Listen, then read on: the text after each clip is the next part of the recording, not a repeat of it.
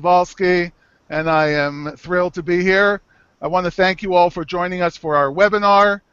Before we start, I want to take a moment to introduce Sleep ASAP, the host of this webinar. Sleep ASAP is a new global sleep management education platform.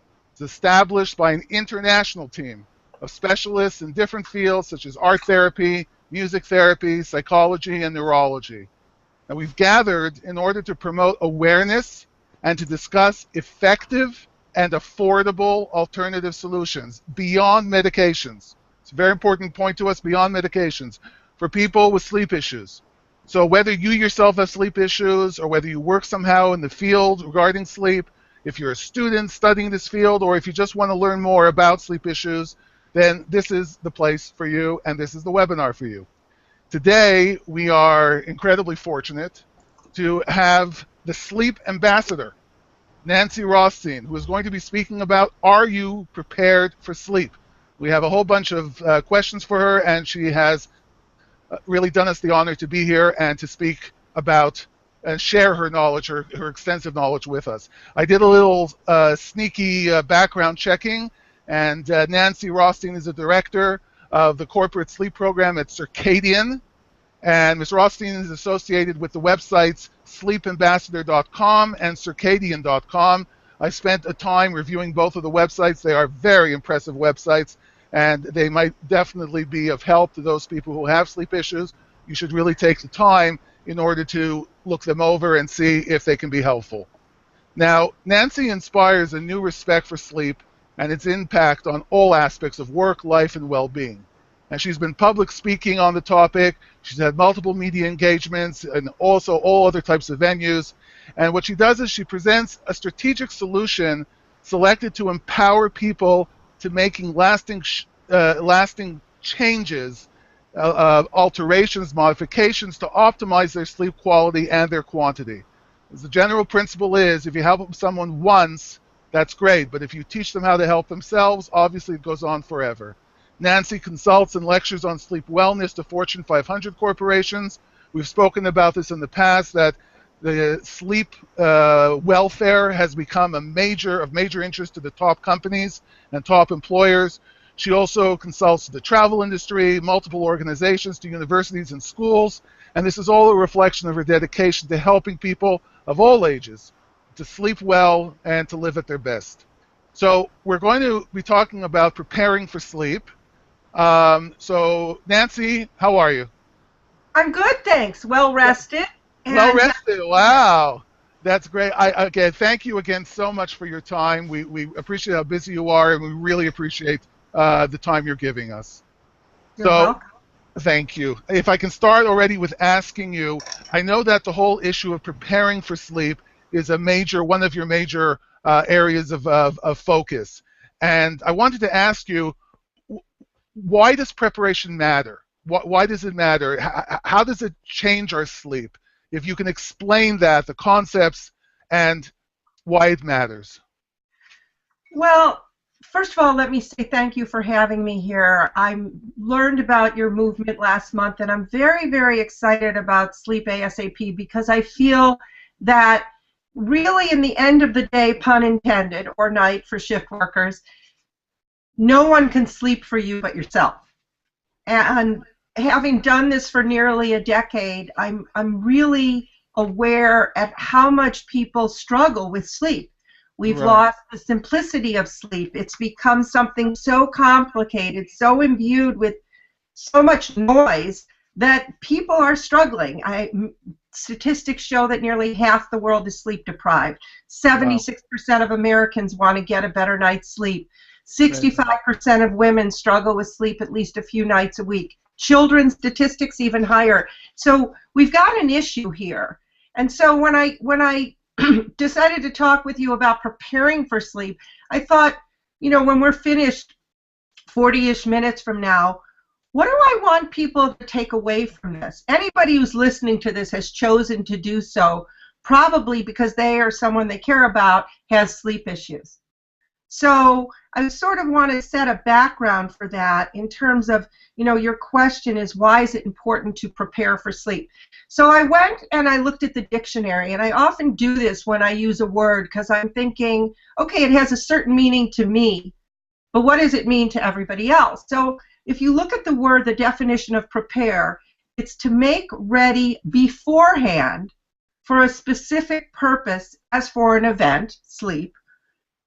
The teacher prepared the students for the exams. The person prepared themselves for sleep. Or another definition is to put together or make by combining various elements or ingredients. So what's the recipe for getting a good night's sleep? And as I said to Hemda at Sleep ASAP, I said that you need to know where you are to decide where you're going or what changes you need to make on your journey. And one of the things few people think about is how to prepare for sleep. Why does it matter? Because it's almost a way of honoring the next 5, 6, hopefully 7 to 8 hours of sleep. And so if you prepare for something, you give it a certain amount of respect, and you start to recognize it, encapsulate it. It's not something, you know, if you were preparing for a meeting and you had a meeting at 10 a.m., you're not going to start doing a zillion other things at 5 to 10 because they're going to go into the time you had for your meeting. Well, what are you doing? What are people doing that's usurping the time that they really know that they need physiologically, mentally, everythingly for sleep? So preparing for sleep really is important.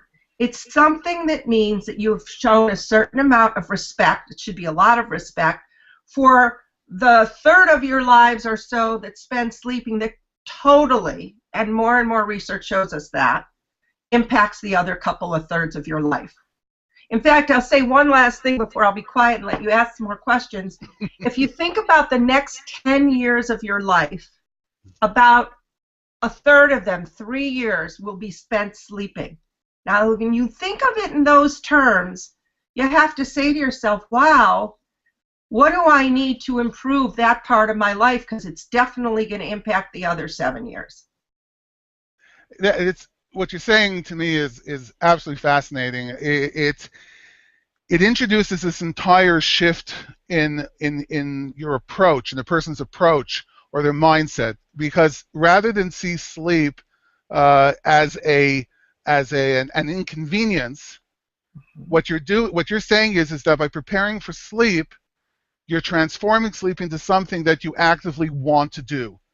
So Right. somewhere in your subconscious, it's not that some part of your amygdala are fighting with you and saying, no, don't give in, fight the sleep, fight the orcs, fight for liberty. But instead, what's happening is that your brain is saying to itself, no, on the contrary, this is something we want to happen, and by preparing for it, that shows ourselves that it's important. And it may, and definitely, remember, where we are and where we want to go may not be the same place.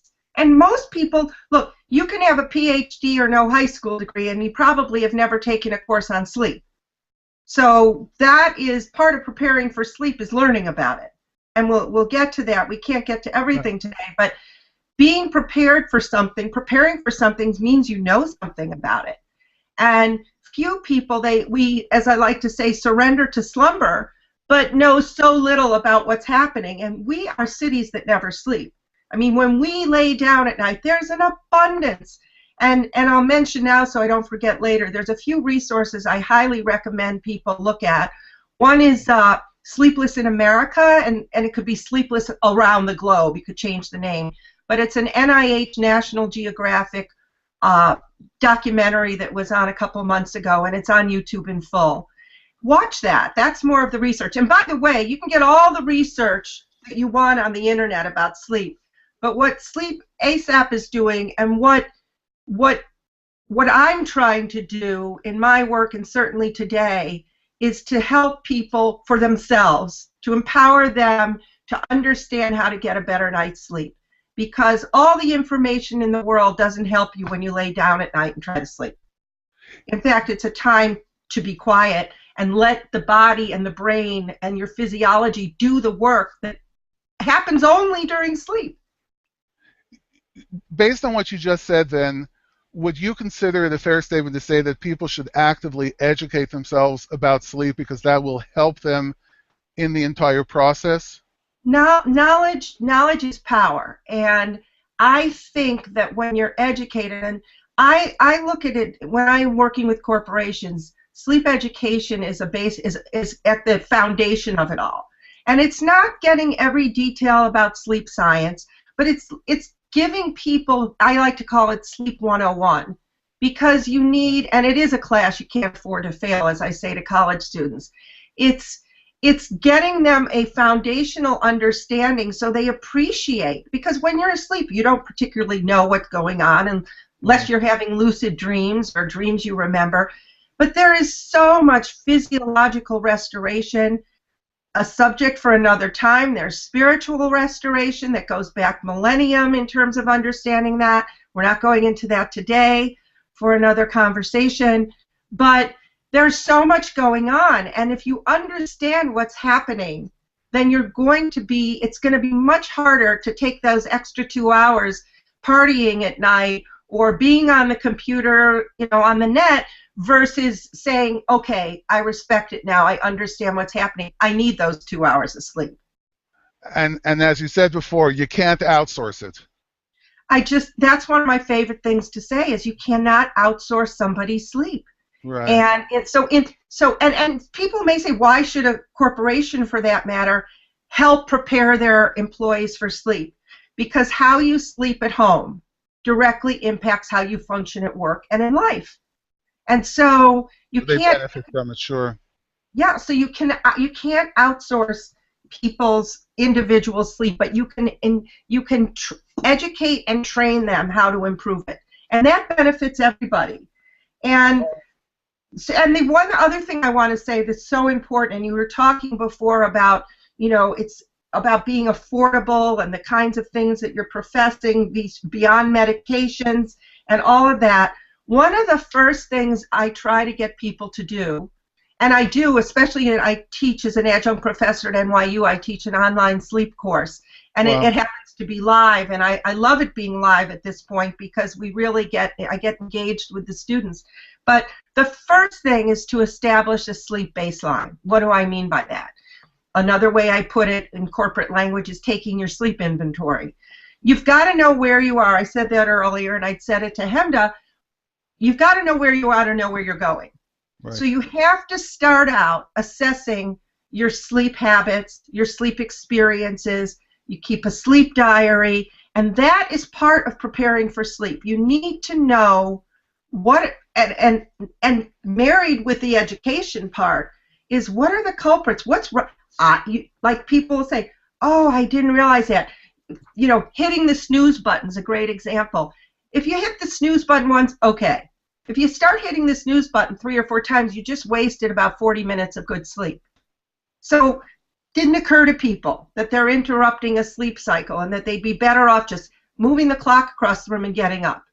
So there's different things about learning about your own personal sleep habits, and then you can start to implement strategies and changes you need to make to improve your sleep. Have you seen clear examples of corporate America finally recognizing that burning the midnight oil is not the best way to increase productivity? So it's a great question, and I would like to answer that starting by saying... Chemda typed it for me. She actually typed it to you. Yeah. So I'd like to say, and we don't want to lose sight today, we're trying to give people strategies to prepare for sleep and help them prepare for sleep. But I'm having fun. This is interesting. But I will say, because it is fascinating. So it is fascinating. An employee that works 18 hours on a regular basis, and then that's just working. Then they've got to eat, and they've got to maybe exercise if they have any energy left, and they have to sleep. So that employee, that is not sustainable. We were not designed. Our behaviors have changed, not our biological needs. And you're in Israel, I'm in Chicago, and There's this global never stopping. You know, you're late in the afternoon. I'm early. I'm in the morning, and we're all globally mishmashed all over the place. And so corporations look to their employees to be on call 24/7. And it's not realistic. What's happened, in my opinion, is that the research is ahead of the action. The research is saying that people are not being productive at the work. There's something called presenteeism. They're there, but they're not really there. Right. There's decision making, there's reaction time, there's concentration, there's focus. They're all scientifically proven to suffer when you don't get enough sleep. Amazing. Okay. And so corporations, I was interviewed a lot, but last week about something, and it's, well, can you give us names of corporations that are, this is new, this is a paradigm shift. This is this is not the the corporate warrior who's like working, 80 hours a week. Yeah, right. You can do that for a while, but you're going to burn out. So right. It's a paradigm shift for corporations to recognize that well-rested employees, safety-wise, healthcare costs, health, productivity, profitability, the whole thing has an impact. So you mentioned earlier at the introduction about wellness. I look at it as a wellness triangle. There's fitness and nutrition, and you've got cafeterias with calorie counts and fat counts, and you've got fitness centers at corporate offices. What happened to sleep? So it's new, and that's why I'm so passionate about this. I'm taking a decades-long experience and consulting and financial management career, and I started to see that sleep is a risk management issue, both personally and from a corporate perspective. Absolutely fascinating. Okay, I'm not going to ask you this question, but I'm just going to make a side comment that I just love the fact that you just said that sleep is a risk management issue, and as a physician, one of the things that you learn about by osmosis is about risk management, and everyone's screaming risk management, and everybody's walking around having been on call and not sleeping. But we're not going to talk about that now because Chemda's going to start sending other messages to me. Okay. No, let me just, can I say one thing there? Can I just say one thing? Okay, Chemda's getting angry. Okay, go ahead. Just if you go to, just Google the ROI of a good night's sleep. I just wrote an article. It's one of the early articles for the corporate world, and I've taken the crux of the science that's out there to say, Harvard research and other, that there is an ROI, there is a return on investment, both personally and for corporations, to invest in sleep and to look at sleep as an asset. Okay. So I am going to ask you, we've talked about why preparation for sleep is important and came to a couple, for me, very enlightening conclusions. I'd like to ask you now, what does it actually mean? Technically, what are the steps of preparing for sleep? So the first thing you have to look at, one of the things is, first of all, how much time do you need to prepare for sleep? Okay. And one of the things, and I've thought this through, believe me, is you need to first, I would say for people to just take a piece of paper for about a week and jot down what you're doing in the hour before bed. Okay. Because before I'm going to suggest anything that you should go change and do, you got to know what you're doing. I don't know what you're doing, but I can bet statistically about 90-some-odd% are on some tech device. Where's my beautiful iPhone, or you're on your laptop, or you're watching TV, or something technological in that hour before bed. You want to know that. Are you eating a big meal? Are you having a glass of wine? Are you drinking a lot of water and then you're wondering why you get up umpteen times during the night? Are you paying bills? Are you having an argument? Are you reading in bed on a paper book as opposed to your iPad? Are you taking a shower? What are you doing? So you want to start to get a sense to prepare for bed starting today, and start to keep a list and figure out what are you doing the hour before bed. That is a very important thing. And there aren't going to be many places where you read what we're talking about now, because it's just, we've lost the simplicity and the ability to step back and say, okay, where are we, so we can figure out what we need to change here. So remember, I said that preparing, by definition, is to make ready beforehand. So you Right. want to figure out, what are you going to do in that hour? So one of the things I would recommend that people do, and I had a couple of students, one of my students thought of this, and it was a great idea, now I recommend it, is instead of setting your alarm and looking at your texts in bed and that last minute text and email in bed on your phone, set your alarm about an hour before bed. And maybe for you it's a little less, it's a little more. I don't know how long it takes you to prepare for sleep, both out of bed and in bed. But it should definitely be relaxing things. But set the alarm an hour before, or 50 minutes, whatever that number is for you. But certainly from a technology perspective, to turn it all off about an hour. And set the alarm, and when that goes off, it's like shutdown time. It's time to tune out from technology, put technology to bed about an hour before you go to bed, and start to look at your transition to slumber, your transition to sleep. That would be the first thing. And the other thing is, I was just in an article about on fastcompany.com about sleep procrastination. Why do people procrastinate? And I can't stress this enough, not that I want to use the word stress, but it is stress. We don't even realize the time robber that our technology is. Checking emails, looking on something at the web, all these things we're doing, we don't even realize how much time goes by, and suddenly you're like really tired, you're forcing yourself to stay up, and then you can't sleep because you're so wired and tired.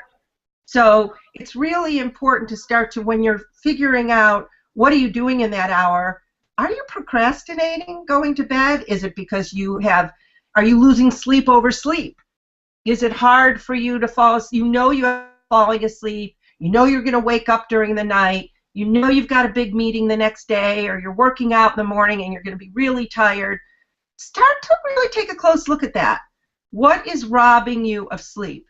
And as you start to have this sacred space, this hour before bed, what are you going to put in there? I have people tell me all the time, okay, Nancy, you had me get off all my technology. What the heck am I going to do for an hour? Have a nice, relaxing conversation. Take a bath. Sip a cup of chamomile tea. Have a nice conversation on your landline phone, or if it is your cell phone, it's a problem in terms of the light that's emitted from all these devices, which is another conversation as well. But certainly you can all explore, why does blue spectrum light negatively impact our sleep? Plenty of research on that. So where are we? Where do you want to go from here with the preparing for sleep?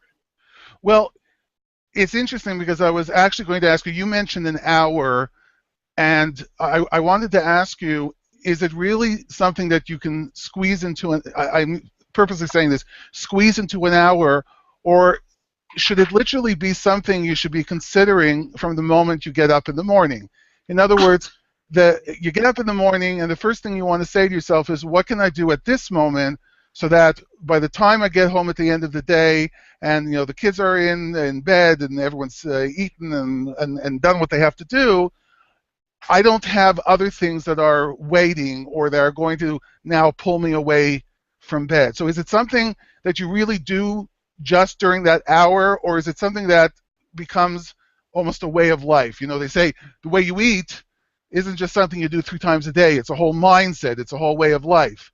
So I would say the same thing about sleep. Is it something that should become part of your psyche, of your melding with the universe like an avatar and connecting your tail and to the tree? And I am so excited that you said that, because I actually, when I was taking some notes and thinking about this for today, I was saying you really start to prepare from sleep from the moment you get up. In fact, I've just added some slides in presentations, like in keynotes, where I talk about waking up. And it's sleep well to live well. So it's like, what can you do to wake up? That's another story. But yes, in fact, one of the most important things you can do is, what are you leaving till the last minute at night that you could have incorporated during your day? Is it that phone call? Is it that email? Is it that straightening up? Is it that last errand? All those kinds of things that get pushed into the end of your night, Right. day, and that you could have prepared for. And another thing that comes up all the time is stress reduction. I mean, what is it that you can do during the day so when you lay down at night, you're not like this, it's the first time you've been still, and it's like, shoop, all the stress that you've been quiet, it's now there, and you're supposed to go to sleep. And we'll talk about some preparation for sleep as well once you're in bed. But very much so. It's like, it's a continuum. Life is a continuum. Sleep, wake. It's not like I'm up, I'm asleep. They're very much intertwined. And So it's so like the circle of life. it's the circle of life. The circle of life. Very much. Wow. That they should write a movie around that. So, Yeah. so, so let me ask. You just said that this is something you've really just started thinking about. That the preparation starts in the morning. Is that something that people have been writing about, or is this a new trend in sleep research that it's getting people again to equate it? You know, everyone talks about the way they should be eating. Whether they eat that way or they don't is a different thing, but everyone knows how they should be. So are we going now in the same direction finally?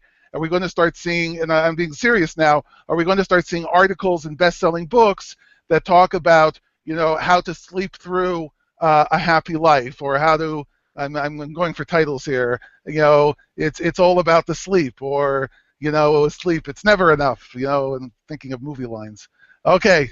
So, okay, let me step back. I haven't just started thinking about the day's impact on the night. I could never have separated them. I'm a very integrative person. So I've always, in fact, my tagline on my business card is Sleep Ambassador, sleep well, live well. So they're totally, and that's part of what I'm all about, because it's what are you going to do when you're better rested, when you get better sleep? What are you going to do in your daytime? How are you going to improve that? But the point that's different, and no, I don't think scientists, they've got enough research to do on sleep. They do already do copious research on how the quality and also quantity of our sleep impact our waking hours. It's not that they're doing research on how does it impact our sleeping hours. Yes, Right. it does. But how does Right. our sleep impact our waking hours? So that's already Right. on the way. Point is to get people to shift their thinking that how they sleep directly impacts how they function during the day or night if Okay. they're a shift worker. Now, someone makes a decision to change, to take that golden hour before, you know, their actual sleep time, and they want to make those changes in their habits in order to get, you know, to dedicate that time. In your experience, how long does it take for people to change their habits? In other words, okay, today I've made the decision, I'm going to start, you know, preparing for sleep. In practical terms, does it take them a day? Does it take them a month to get to that point? Is it just a continuous process, ups and downs? Such a great question. So, Well, Chemda gave it to me again. She keeps typing oh, this. okay, thank you, Hamda.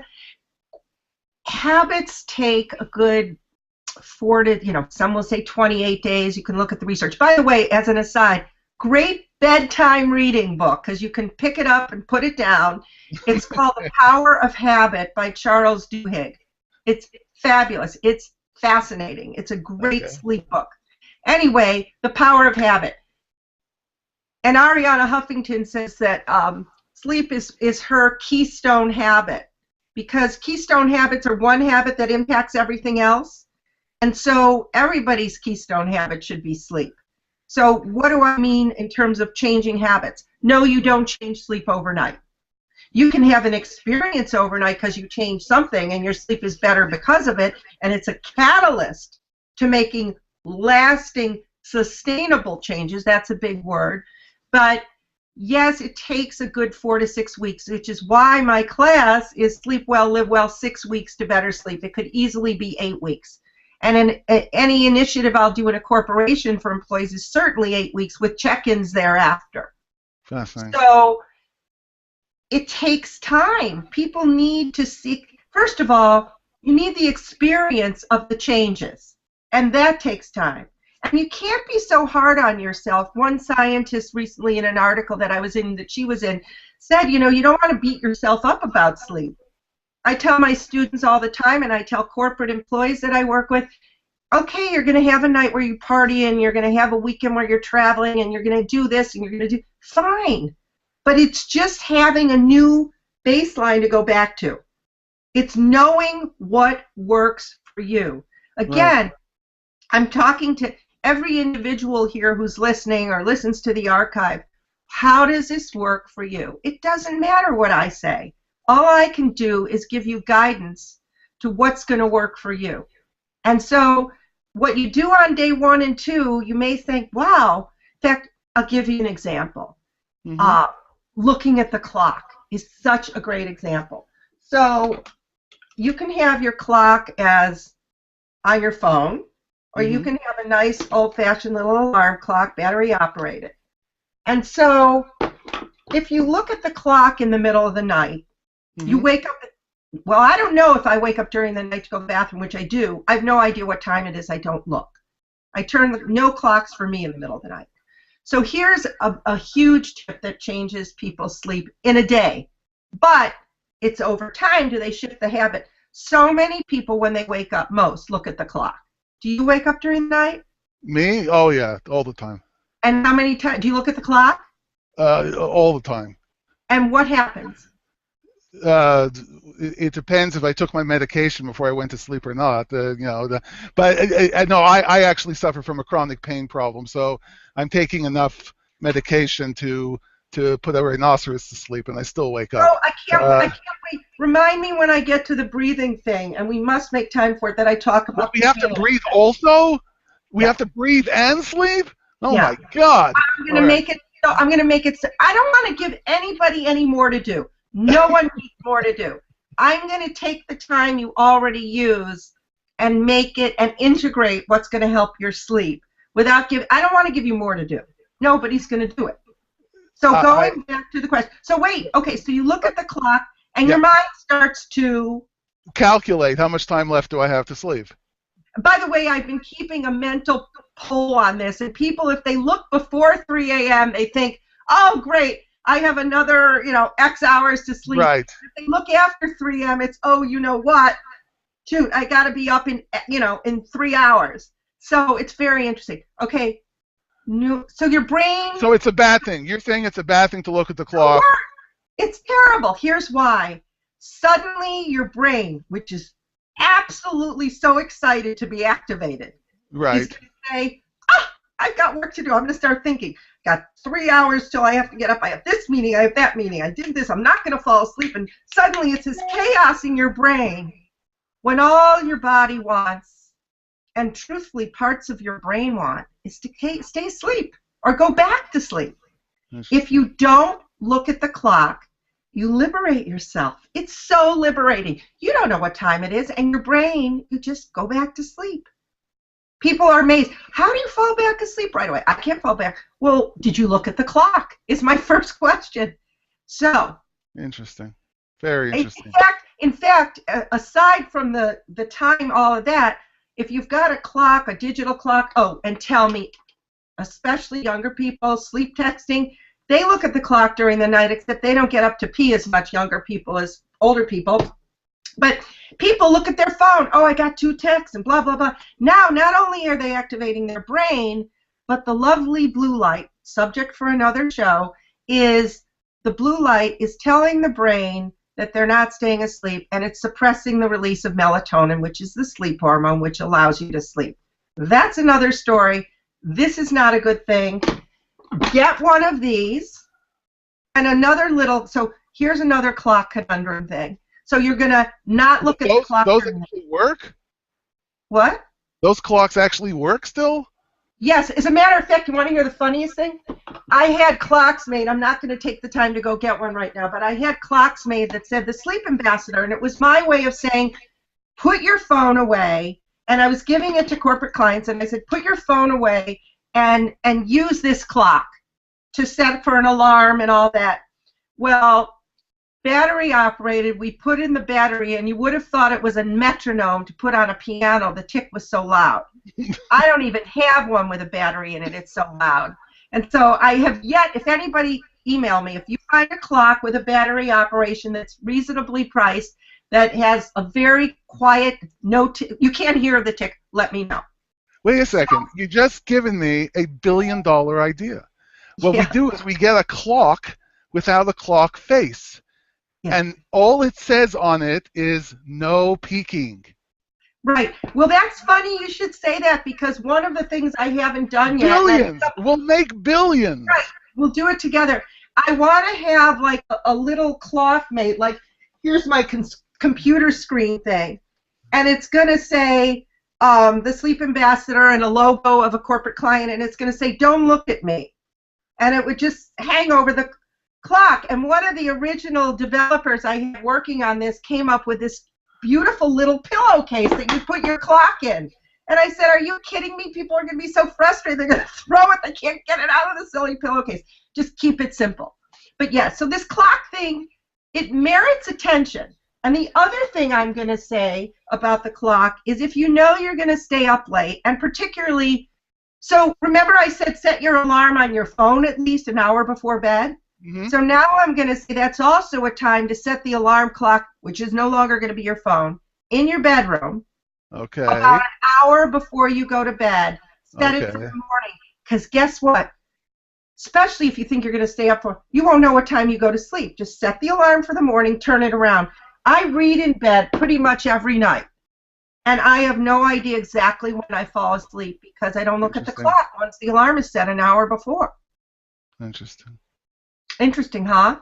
It's fascinating. Actually, it's very true what you're saying also because I get up in the middle of the night and I take my phone, I go to the washroom, and it's actually at 3 o'clock in the morning. It's the most productive hour of my entire day, so it's actually very good. You know, sending emails, checking my Facebook, it's great. It's a lot of fun.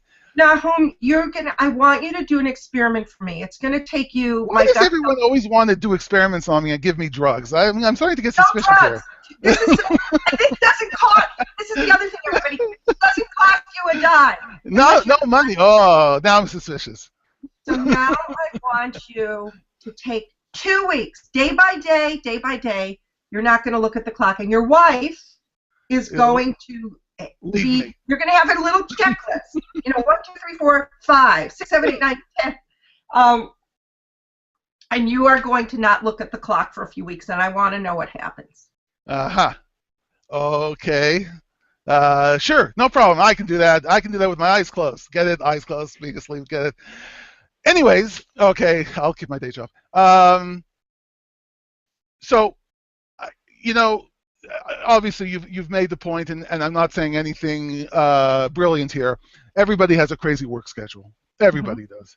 There is no more day. There's no more night, and it's not even people necessarily who have jobs that don't have clear structures. I mean, right. Anybody who's self-employed, anybody in the financial world, anybody in the medical world, or healthcare of any form, and so on. Many times they just don't have a proper work day. And then, of course, as you mentioned, there are life stressors and the financial and health issues, and then children and personal commitments. And on top of all of this, as you said, we've gotten to a point now where such a huge number of people are sleep deprived. Now, I appreciate what you're saying, prepare for sleep, make that hour, respect sleep, but it's like a diet. It's like when people say, I'm going on a diet. The recidivism rate is huge because there's just so much these days pulling you in the other direction. It'll work for 1 day. It'll work for 2 days. But then you just find yourself so overwhelmed with guilt, or just in practical terms, it literally is a choice between having that key presentation ready for tomorrow or skipping another half night's sleep. That's just the environment you're in. What do you say to people like that? How do these people prepare for sleep? How do they manage with that? So we've got about 10 minutes, so I'm going to really give everybody some techniques to help them out personally. But I am going to answer that, and it's about, so here's the corporate woman. She's a single mom. She's got 3 kids. They're all under 10. Marissa Meyer. All right, she talks about the fact she barely sleeps. All right, you mentioned Arianna Huffington before, and Marissa Mayer, contrarily, comes along and says, I'm the CEO of Yahoo, and you don't really need to sleep that much. So Okay, you have people pulling you. right. So what I'm going to say to that is, all right, I'm not going to tell you you need to sleep 2 hours more a night because it's not happening. But let's talk Okay. about the quality of your sleep. Let's Okay. let's optimize the quality of the sleep you do get first. And Okay. and I also heard you very much when you said about, okay, you diet for a day or two and then you're off the wagon and you're back to your old habits. Sleep's a little different. If you give yourself a number of weeks to really see the difference, and even a few nights, it's going to really be hard to go back, especially. Okay. And I think sleep, ironically, is easier in some ways, certainly to see the effects quicker than Okay. somebody who's got chronic sleep. Chronic weight gain doesn't get lost over a weekend, and chronic sleep deprivation doesn't get lost over a weekend. It's going to take time. That said, the Interesting. results can be so profound. And by the way, I would be so remiss if I didn't mention this. If you go through all this sleep analysis that I mentioned and figuring out, really getting a sense over a few weeks what your sleep is, you said you have chronic pain. I don't Right. care what you do with all your sleep preparation and great sleep habits. If you're going to bed in pain every night, you're not going to sleep well. Right. And you take medication. If somebody has an undiagnosed sleep disorder, are and they sense that they've done everything and they're still having trouble. They may Right. snore and they may not snore and have sleep apnea. I sit on the executive committee of the American Sleep Apnea Association, and by the way, I will announce right now, I just learned, only because I did a baseline sleep study for something else, which I've done in the past for my research, I just found out I have mild sleep apnea. And Interesting. I see all the best. I talk to all the best, but I had a baseline polysomnogram, and lo and behold, I have mild sleep apnea. And that's a whole nother story, and I'd be happy to come on and talk about that because here I am. It's like the sleep ambassador suddenly has mild sleep apnea. How come I didn't know that? That's a whole nother story. I did suspect that I was waking up a bit fatigued.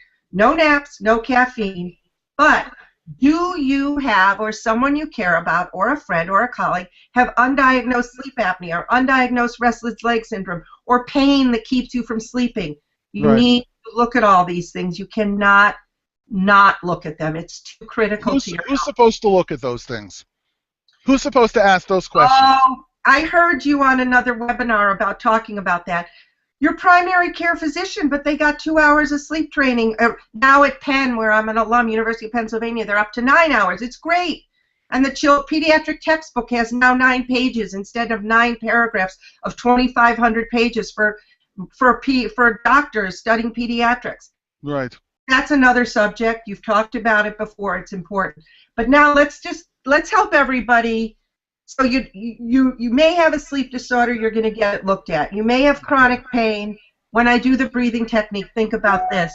You need to get the care. And if your doctor, be your own advocate. If you say to your doctor, I think I may have a sleep disorder, or I'm having trouble, be persistent. And if you're not getting results, go to a sleep specialist.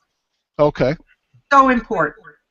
And in any work I do with corporations on my class, I always cover sleep disorders. And I'll close that up saying one thing. The question is, do you have disordered sleep, which most people do, or a sleep disorder? Disordered sleep being staying awake too much, taking supplements that, like melatonin when you've got your own natural melatonin. It's all these different things, pulling all-nighters, drinking just before bed liquor, all those things. You So say them like they're bad things. Anyways. that's disordered sleep versus a Right. sleep disorder. Okay, so here we go. I look at relaxation strategies, both preparing for bedtime, and then there's other relaxation strategies to actually once you're in bed. And I think we're going to go right to being in bed. I mean, preparing for bedtime, we can talk more about that another time, but it's a warm bath, it's a sleep elixir like chamomile tea, it's reading, it's journaling, it's calming conversations, peaceful music, yoga positions that are conducive to sleep, stretching conducive to sleep, all of that. Now you're in bed. So there is a beautiful quote from Maya Angelou who says, "Let gratitude be the pillow upon which you kneel to say your nightly prayers." Let gratitude be the pillow upon which you kneel to say your nightly prayers. I personally do a gratitude practice every night when I get in bed. Hmm. And why gratitude? Well, that's a whole nother story, but one of the important things of gratitude is you cannot be angry, you cannot be in a position of stress, and it's very relaxing. And there's work on this that goes back centuries and centuries, and when we do talk about the spirituality of sleep in the future, we'll talk about this in more depth. So as I was sitting teaching people breathing techniques, and I was teaching people to focus on body awareness, and I was talking about gratitude practices, I sort of came up with a trilogy sort of how do you combine those three so that people just have something really simple to do to stop the brain from all its activation and prepare, just have that transition to go into sleep, almost in training the brain, which is a fascinating topic, to allow it to go to sleep. And so what I suggest people do, and anybody listening, you can just close your eyes unless you're driving, and close your eyes, and I want you to take a few deep breaths. And just remember that your body is always present. Your body is always honest.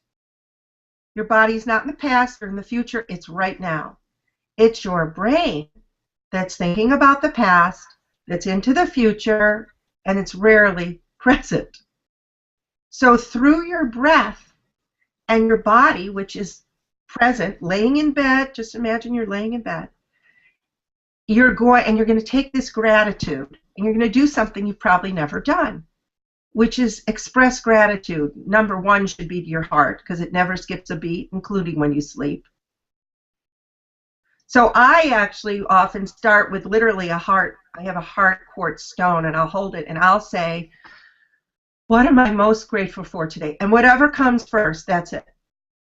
And then here's the technique I suggest. And when you, Nahum, get to the point where you have pain, you may linger there a little bit more and honor it and feel it. Because when you are in the pain, you're not separate from it. You're not stressing up against it. So now everybody, close your eyes. You're in bed. You take a few deep breaths. And first you breathe down into your feet. Just feel, image the breath go into your feet. And you thank your feet. And you say, thank you for doing all you did for me today. Like, I couldn't have gone anywhere without you. Thank you so much. And then you just go up, and you go up to your, you're up your knees, slowly, peacefully, thanking every part of your body, bringing your breath into your body and expressing gratitude. It's so great because you've combined all three things into one great practice. And I know there's other variations, tensing up this, relax. I'm not talking about all that. And then you get to your stomach. Oh my gosh, thank you so much, your whole digestive tract, for all you've done for me today. You can rest now. To your feet, you can rest now. You did so much. I'm so thankful. Rest. To your heart, special thanks, because you're not stopping. But you're just going to get to do your work in peace, because I'm not going to interrupt you. I'm not going to raise your stress level. I'm just going to let you be at peace. And hopefully by the time you get up to your head, and I start on the feet. I'm not a behavioral psychologist. I'm not a physician, but I start at the feet to get you literally out of your head. And 40 years of meditation and all that I've done, I can't help but understand this in courses and classes and all kinds of stuff. So you're still breathing deeply. Now you're at your mouth. Thank you so much. Without this opening, without this mouth, I couldn't have eaten, I couldn't have spoken. Your ears, your eyes, your nose, for whatever. And your brain. Thank you, brain. And guess what? And there's a fabulous webinar on, or a TED Med talk about Dr. I think it's Iliad. It's just, you can maybe post it on your website about what's happening, new research on how the brain cleanses itself during sleep. It's so cool. And so, brain, thank you, but you've got other work to do. You don't need to think right now because you need to encode memories, and you need to cleanse toxins, and you need to relax, have your rest. So by then, I hope you're asleep. And it's just such a beautiful way of honoring that transition to sleep. Mm. And if you wake up during the night and your brain's going all over, again, just instead of going and thanking your whole body, start at your feet and say, I'm sorry, you need more rest. And to your digestive, I'm sorry. And your brain, you need to rest. You got a lot of other stuff to do that happens during sleep. We're not ready to get up yet. And so these are the kinds of simple things that somebody can try. And I've had people come to me a day later after a lecture and said, oh my God, I haven't slept that well in years. Because they didn't prepare for sleep. Because Right. It never occurred to them that there needed to be a transition from activity to this state that it's not a luxury, it's a necessity. I'm going to throw in one sentence because we really are out of time. I find it absolutely fascinating what you just said also because, interestingly, the way you start the day with the Jewish prayers is exactly that. You go through the entire list, right? You know, and you go through all the birchot hashachar, you go through all the blessings of the morning, where you effectively are saying, thank you for the ability to get up, to bend over, to tie my shoes, whatever it might be, a whole list of things that we do take for granted. It's just fascinating that within the Jewish prayer system, you say it in the morning, where at night you also say prayers as you're going to sleep, but you don't go through that litany. You do it in the morning. I know unfortunately, we don't have time to say anything more. I want to thank you tremendously. This has been absolutely fascinating, really. And really, the last thing I'm going to say is that my mom. You talk about procrastination, and my mom always used to complain to me about that. And I told her, "You think I'm a procrastinator? You just wait." All right. I want to thank you again personally, Chemda. Please. Thank you very much, Nahum. Nancy, I'm proud to announce that I do have a battery-operated clock. Ah! So, yeah. There you go. I waited all the webinar to say that. Oh, Hemda. And also, inspiration to all. Thank you for practicing the gratitude, and I wish you all a pleasant evening. Thank you all. Anna, also. Anna! She's about has sleep issues. So I sort of want to set a background for that in terms of, your question is, why is it important to prepare for sleep? So I went and I looked at the dictionary, and I often do this when I use a word because I'm thinking, okay, it has a certain meaning to me, but what does it mean to everybody else? So if you look at the word, the definition of prepare, it's to make ready beforehand for a specific purpose, as for an event, sleep. The teacher prepared the students for the exams. The person prepared themselves for sleep. Or another definition is to put together or make by combining various elements or ingredients. So what's the recipe for getting a good night's sleep? And as I said to Hemda at Sleep ASAP, I said that you need to know where you are to decide where you're going or what changes you need to make on your journey. And one of the things few people think about is how to prepare for sleep. Why does it matter? Because it's almost a way of honoring the next 6, hopefully 7 to 8 hours of sleep. And so if you prepare for something, you give it a certain amount of respect, and you start to recognize it encapsulated. It's not something, if you were preparing for a meeting and you had a meeting at 10 a.m., you're not going to start doing a zillion other things at 5 to 10 because they're going to go into the time you had for your meeting. Well, what are you doing? What are people doing that's usurping the time that they really know that they need physiologically, mentally, everythingly for sleep. So preparing for sleep really is important. It's something that means that you've shown a certain amount of respect, it should be a lot of respect, for the third of your lives or so that spend sleeping that totally, and more research shows us that, impacts the other couple of thirds of your life. In fact, I'll say one last thing before I'll be quiet and let you ask some more questions. If you think about the next 10 years of your life, about a third of them, 3 years, will be spent sleeping. Now, when you think of it in those terms, you have to say to yourself, wow, what do I need to improve that part of my life, because it's definitely going to impact the other 7 years.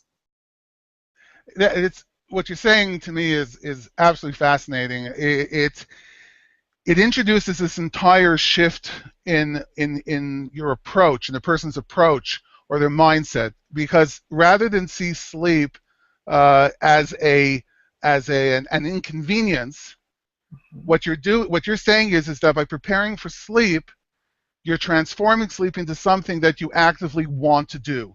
Asking you, I know that the whole issue of preparing for sleep is one of your major areas of focus. And I wanted to ask you, why does preparation matter? Why does it matter? How does it change our sleep? If you can explain that, the concepts, and why it matters. Well, first of all, let me say thank you for having me here. I learned about your movement last month, and I'm very excited about Sleep ASAP, because I feel that really in the end of the day, pun intended, or night for shift workers, no one can sleep for you but yourself. And having done this for nearly a decade, I'm really aware at how much people struggle with sleep. We've lost the simplicity of sleep. It's become something so complicated, so imbued with so much noise that people are struggling. Statistics show that nearly half the world is sleep deprived. 76% of Americans want to get a better night's sleep. 65% of women struggle with sleep at least a few nights a week. Children's statistics even higher. So we've got an issue here. And so when I decided to talk with you about preparing for sleep, I thought, you know, when we're finished 40-ish minutes from now, what do I want people to take away from this? Anybody who's listening to this has chosen to do so, probably because they are someone they care about. Valsky, and I am thrilled to be here. I want to thank you all for joining us for our webinar. Before we start, I want to take a moment to introduce Sleep ASAP, the host of this webinar. Sleep ASAP is a new global sleep management education platform. It's established by an international team of specialists in different fields such as art therapy, music therapy, psychology, and neurology.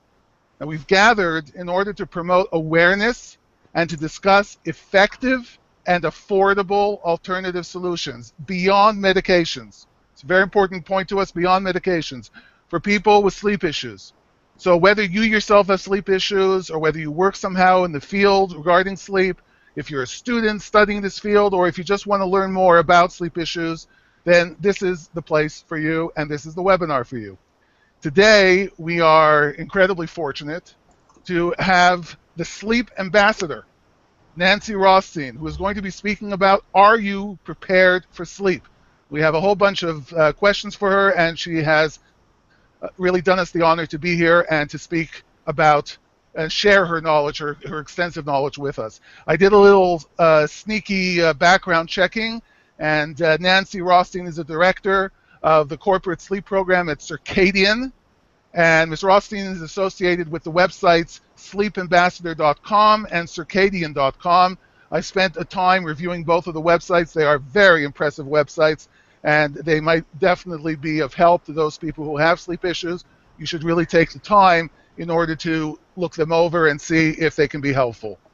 Now, Nancy inspires a new respect for sleep and its impact on all aspects of work, life, and well-being. And she's been public speaking on the topic. She's had multiple media engagements and also all other types of venues. And what she does is she presents a strategic solution selected to empower people to making lasting changes alterations, modifications to optimize their sleep quality and their quantity. The general principle is if you help someone once, that's great, but if you teach them how to help themselves, obviously it goes on forever. Nancy consults and lectures on sleep wellness to Fortune 500 corporations. We've spoken about this in the past, that the sleep welfare has become of major interest to the top companies and top employers. She also consults the travel industry, multiple organizations, to universities and schools, and this is all a reflection of her dedication to helping people of all ages to sleep well and to live at their best. So we're going to be talking about preparing for sleep. So Nancy, how are you? I'm good, thanks. Well rested. Well rested. Wow. That's great. Again, thank you again so much for your time. We appreciate how busy you are, and we really appreciate the time you're giving us. You're welcome. Thank you. If I can start already with